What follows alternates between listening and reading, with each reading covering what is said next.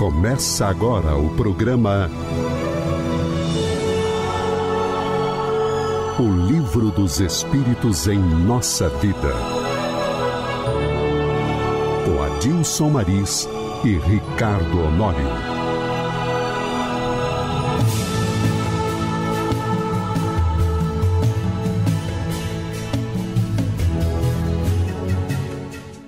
Olá, você que nos ouve, quero iniciar o nosso programa desejando a todos muita paz, na certeza de que o bom Deus estará sempre conosco.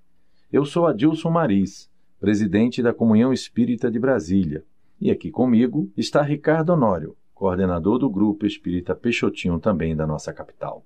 Ricardo, conforme falamos no último programa, vamos iniciar o nosso passeio sobre o Livro dos Espíritos, que é a obra básica da nossa doutrina espírita. Na sua percepção, qual deve ser um dos primeiros entendimentos que devemos buscar para facilitar o estudo desta obra? Olá, Adilson. Olá a todos que nos ouvem.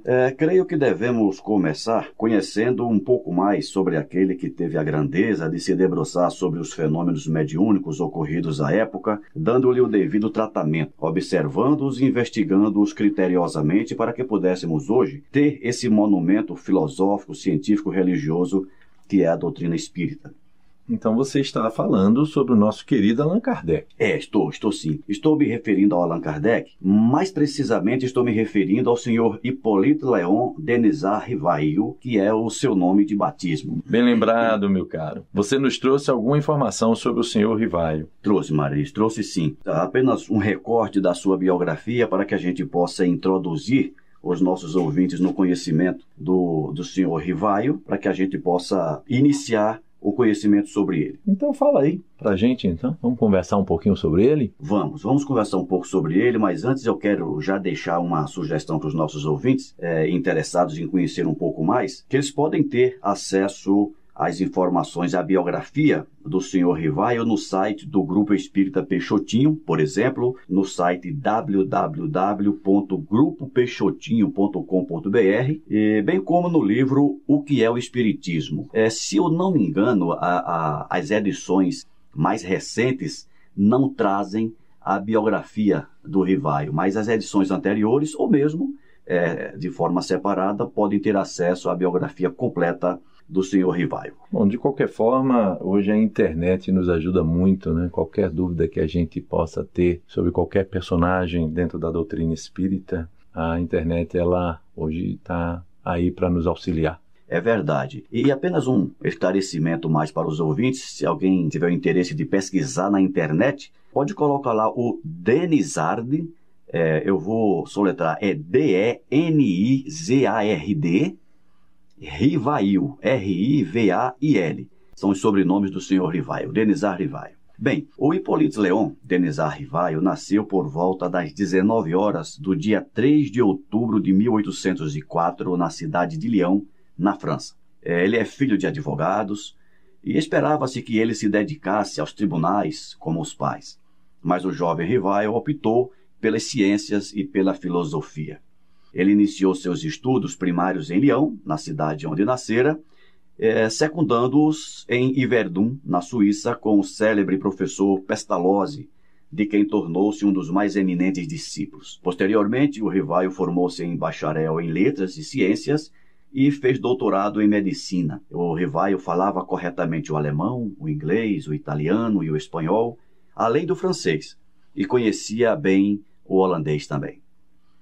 Em 1854, por intermédio do Sr. Fortier, um magnetizador, o Dr. Rivail tomou conhecimento do fenômeno mediúnico das mesas girantes. Vale lembrar que esse fenômeno tomou conta da capital francesa naquela época. Eram fenômenos que eram tidos como ilusionistas. Eram os verdadeiros espetáculos. Serviam de espetáculo, exatamente, Maris. E alguns magnetizadores na época estudavam aqueles fenômenos, não achavam explicação para aquilo, e o Sr. Fortier, esse magnetizador, foi um deles.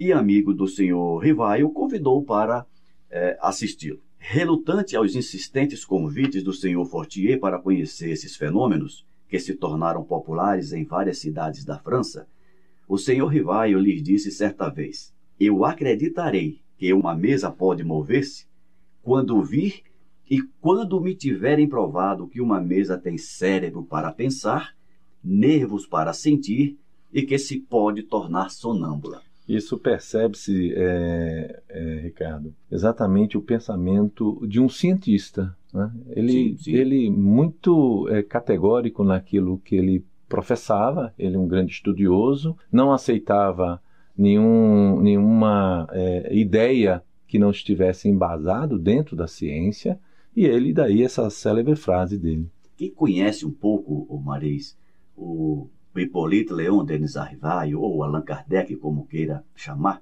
vai perceber um cientista em sua mais alta essência.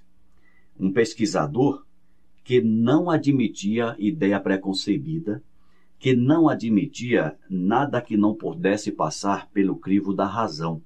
Daí ele ter definido no livro O que é o Espiritismo, que a doutrina espírita ela é inicialmente uma ciência de observação, uma filosofia com consequências religiosas. É bom dizer isso porque no Brasil, principalmente, as pessoas tendem a ver o espiritismo como uma religião, tão somente uma religião. Isso. E o espiritismo, ele não é, em essência, uma religião. As consequências do estudo e das práticas espíritas têm um cunho religioso, mas não é eminentemente uma religião formal, institucional, como tantas outras que nós temos. Daí a gente, quando pega exatamente toda essa técnica utilizada pelo Kardec na montagem do Livro dos Espíritos, né, é resultado exatamente da educação que ele recebeu de Pestalozzi. Sim, né? sim, sem da ciência, da observação, ou seja, do aluno observar o fato que ocorre ao seu redor e aí esvazia o copo para não ter a ideia preconcebida e em função da sua observação ele passa a exercer então todos os seus comentários. Tanto, Maris, que nós vamos ver ao longo do estudo do livro que algumas questões elas parecem repetitivas. Para o incauto, aquele que começa a ler o livro sem prestar devidamente atenção, pode entender que o Kardec está sendo redundante, mas não é. E se for redundância, ela tem um objetivo, que é eliminar qualquer possibilidade de duplo entendimento. Né? De duplo entendimento. Outras vezes, as perguntas de Kardec parecem muito incipientes, mas não tem nada de incipiente. Por exemplo, a semana que vem, quando nós iniciarmos a avaliação das questões, ele começa com uma questão que eu já ouvi algumas pessoas dizer assim: puxa vida, mas ele não sabia disso? A cultura religiosa dele já não lhe dava uma resposta? Precisava ele perguntar isso? Estou me referindo à primeira pergunta do Livro dos Espíritos, quando o Kardec pergunta: que é Deus? Semana que vem a gente vai debulhar mais essa questão. Mas isso a gente só comprova a forma de um pensador extremamente perspicaz, que não se convencia e só se convencia mediante a comprovação dos fatos por ele analisados. Perfeito. E foi esse espírito perquiridor, Adilson, que após assistir a um desses fenômenos de mesas girantes, dedicou-se a estudá-los até encontrar todas as respostas que lhes foram fornecidas pelos espíritos que comandavam, já naquele momento, a revelação espírita. É bom lembrar também, né, Ricardo, que não só na França, mas como também em outros países, esse fenômeno já começava a acontecer. E aí a gente pode lembrar que nessa mesma época das mesas girantes, ocorreram também fatos similares no vilarejo de Riceville, lá no estado de Nova York, nos Estados Unidos, envolvendo a família Fox. Isso, bem lembrado. Quando as filhas, né, do casal Margaret, também chamada como Mag, e Catherine, chamada como Kate, né, passaram a se comunicar com espíritos por intermédio de um código que decifrava a batida nas paredes da casa. Então esse fenômeno ele chamou muita atenção da cultura americana. É verdade, Maris. Os fenômenos de Hydesville, ele vem um pouco antes das mesas girantes, mas acaba que no desenrolar dos fatos são contemporâneos. São contemporâneos. Né? Isso. Mas não vamos entrar em muitos detalhes, que a intenção aqui não é a gente dar um curso de Livro dos Espíritos, né? A intenção é a gente iniciar os nossos ouvintes para que eles busquem na fonte mais informações. Mas a gente pode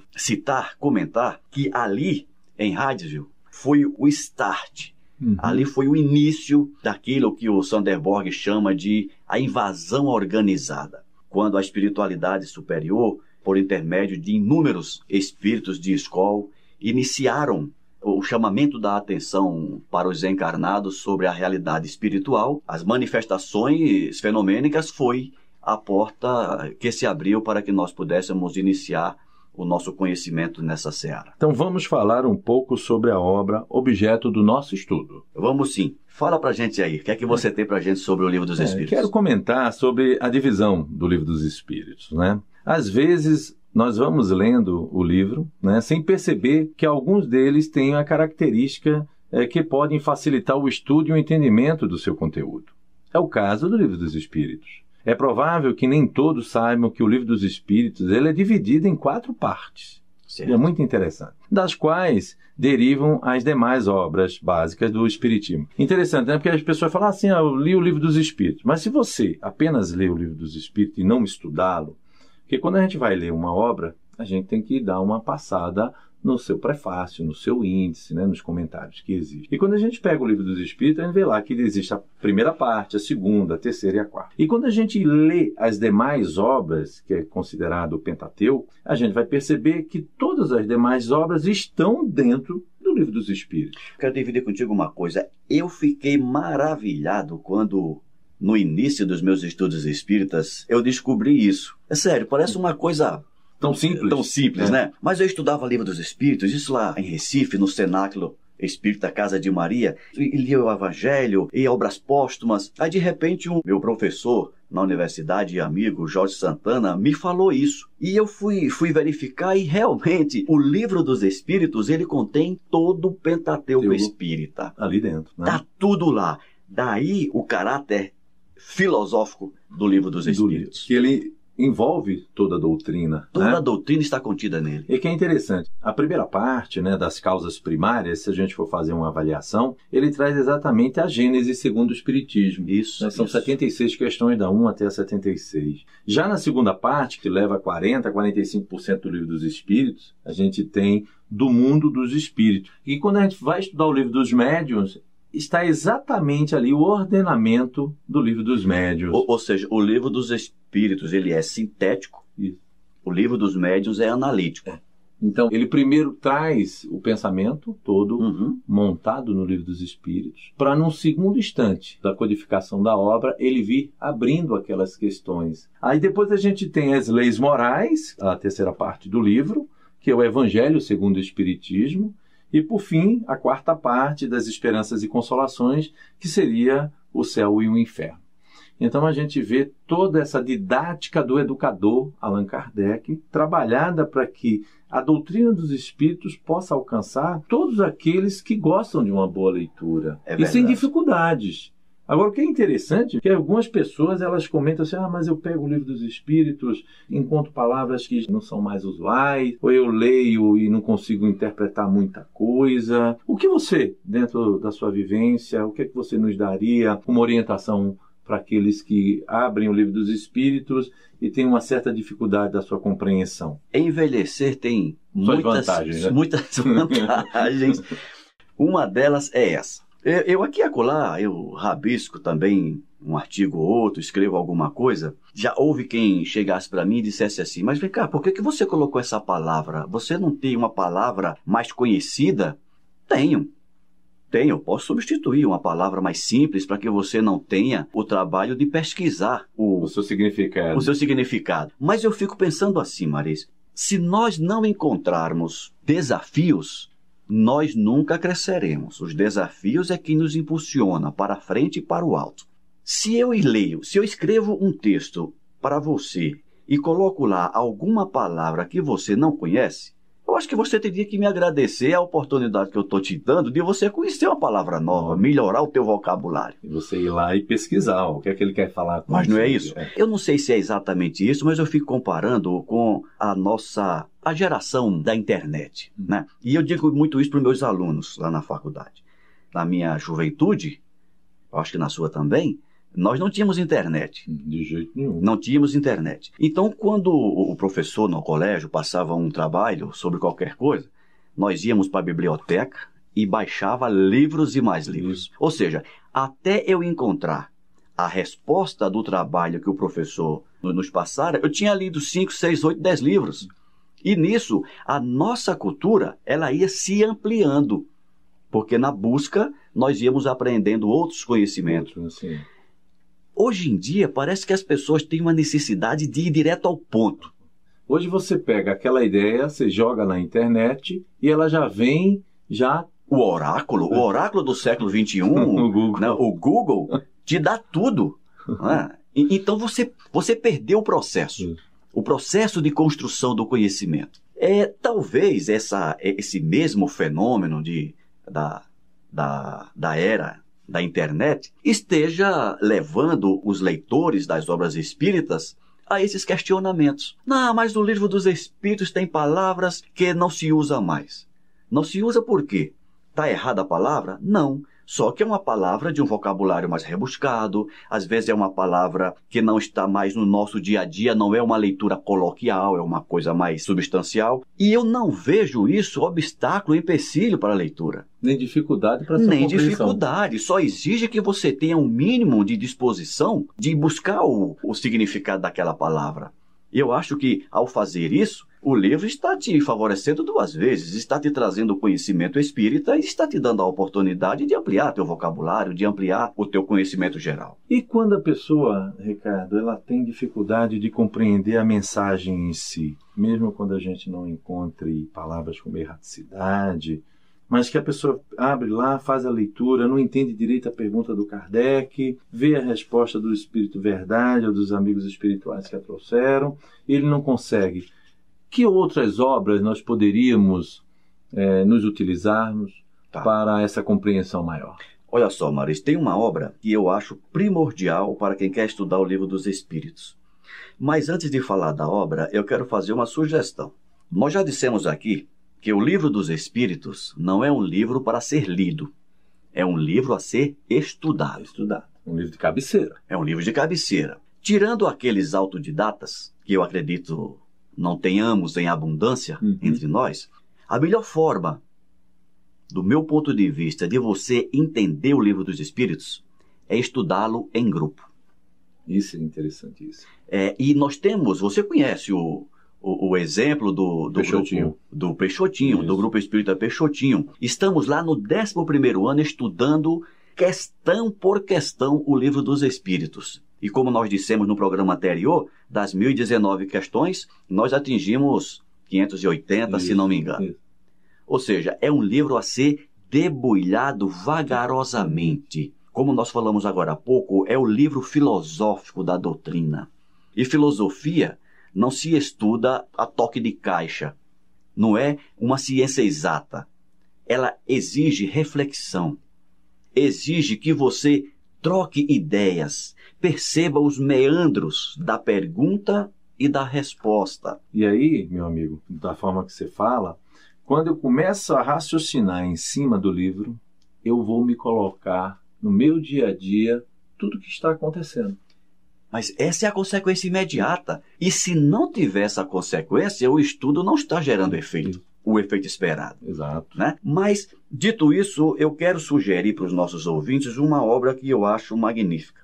Eu acho que você vai falar de alguém que eu conheço. Conhece porque nós já estudamos essa obra juntos lá no Peixotinho. Eu estou falando do livro Filosofia Espírita, do Miramês, psicografia de João Nunes Maia. Maravilhoso livro. Ali você tem o Livro dos Espíritos comentado. Questão a questão. Questão a questão. O Miramês, que é um espírito de escola, ele consegue dissecar cada pergunta, cada resposta e trazer de forma mais clara pelo seu comentário, favorecendo ainda mais o entendimento do Livro dos Espíritos. E digo mais, não pense também que você lê o Filosofia Espírita do Miramês é suficiente para você entender, não. O Miramês, ele é um facilitador. Isso. Mas isso não, de forma alguma, tira o que eu falei agora há pouco da necessidade de estudar em grupo. Porque cada um, na sua leitura, no seu entendimento, no estágio em que se encontra, vai ter um entendimento, vamos dizer assim, muito particular seu daquela mensagem que Kardec nos traz e que os espíritos também nos trazem. Então, quando a gente estuda em grupo, essa facilidade ela é adquirida. Poxa, eu nunca tinha parado para pensar como o Ricardo Honório viu esse ponto de vista, como o João viu. E isso é um dos grandes motivos que o Grupo Peixotinho, no seu estudo, lembro quando eu frequentava, era um frequentador assíduo, hoje eu estou um pouco afastado, a gente fazia um estudo pensava assim, não, vamos estudar 5 questões, a gente ficava na primeira. Continua assim. Continua, né? Então, a gente trabalhava para estudar naquela 1 hora que nós tínhamos 5 questões. Quando lançava a primeira questão, que muitas vezes para aquele que estudava ela estava sacramentada, aquilo era óbvio, né? Na hora que você lançava a pergunta, tinha uma dúvida, tinha um outro pensamento do outro lado, e a gente não podia acelerar, porque aquilo era rico. Daqueles pontos de vista que a gente muitas vezes não tinha parado para pensar, ele nascia dentro daquele grupo, em média de 20 pessoas, e fez com que hoje, depois de 11 anos, ainda estivéssemos, né, acima da questão 500. Sem demérito nenhum, pelo contrário, isso é a possibilidade que a gente observa na prática das diversas interpretações e entendimentos que uma simples questão ela pode nos levar. E aí é a filosofia, né? O Livro dos Espíritos é a verdadeira filosofia, envolvendo todo o ensinamento que os Espíritos nos trazem. Exatamente, Maris. Por isso que eu defendo que toda casa espírita deveria instituir um estudo do Livro dos Espíritos. Claro que se faz necessário que pelo menos um do grupo tenha minimamente, que seja um conhecimento mais aprofundado da obra, até para que ele possa suscitar as questões devidamente, para instigar nos demais do grupo a sugestão de visões, os comentários, etc, etc. Eu participei uma vez de um grupo de estudo do Livro dos Espíritos. Todos os momentos, todas as pessoas, todas as oportunidades que se nos aparecem na vida, elas nos trazem oportunidade de aprendizado. Por isso que nós não devemos nunca taxar de improdutivo qualquer situação que tenhamos vivido. Isso. Se ela é improdutiva, é porque nós não tivemos a competência de perceber o ensinamento. O ensinamento, perfeito. É isso aí. Então, nesse grupo que eu participei, o rapaz, com muito boa vontade, o colega, ele lia a pergunta, lia a resposta. Entenderam? Entenderam. Vamos para a próxima. Caramba, não pode ser assim? É verdade. Não pode ser assim. As respostas do Livro dos Espíritos, elas não podem, perguntas e respostas, não podem ser feitas às pressas. Tem que dar o tempo necessário para que a pessoa deguste aquela informação. Isso, exatamente. E possa ter ideias e sugerir e perceber uma aplicação daquilo na sua vida diária, fazer as relações. E o interessante de quem está no comando, nosso tempo já está acabando, de que aquele que está no comando do estudo seja um facilitador. E como facilitador, ele deixe as pessoas à vontade para colocarem as suas dúvidas, ou os seus posicionamentos, sem nenhum tipo de constrangimento. Será que aquilo que eu estou perguntando é uma bobagem? Será que as pessoas vão achar que eu não tenho o nível intelectual deles? Pelo contrário, o facilitador ele tem que criar um ambiente onde todos possam se sentir irmãos, fraternos, buscando o aprendizado. O facilitador, Maris, todos os facilitadores, em todos os grupos, mas especificamente no Livro dos Espíritos, mesmo que ele tenha um entendimento aprofundado, ele não deve ofuscar os demais do grupo com a sua informação, e muito menos ser aquele que sabe tudo. Não pode ser aquele que sabe tudo, né? Ele tem que fomentar a participação dos demais para que todos cresçam juntos. E não se apresente como o detentor de todo o conhecimento. Meu amigo Ricardo Honório, se deixássemos, ficaríamos aqui a tarde inteira falando, a noite inteira falando, a manhã toda falando. Um tema muito gostoso. Nós vamos ter os próximos encontros. Já no próximo a gente já começa a falar sobre as questões do Livro dos Espíritos, a influência que ela tem na nossa vida. É verdade. Muito obrigado mais uma vez pela sua presença. É uma satisfação, Maris. Uma boa semana para você, para os nossos ouvintes também. Que Jesus continue nos iluminando e nos capacitando para esse trabalho. Lembrando que suas dúvidas poderão ser encaminhadas para o e-mail radio@comunhãoespírita.com, que na medida do possível nós responderemos nos programas seguintes. Felicidades a todos e muita paz. Você acabou de ouvir o programa O Livro dos Espíritos em Nossa Vida,